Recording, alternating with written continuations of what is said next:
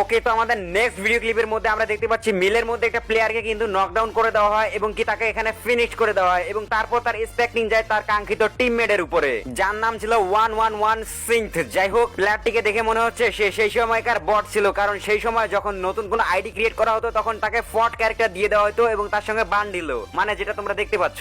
এই থেকে এইটা বোঝা যাচ্ছে যে সেই সময়কার নতুন প্লেয়ার ছিল। তো চলো তাহলে আর বেশি কথা না বাড়িয়ে তার এই আইডিটাকে একটু স্পেক্টিং করে দেখা যাক।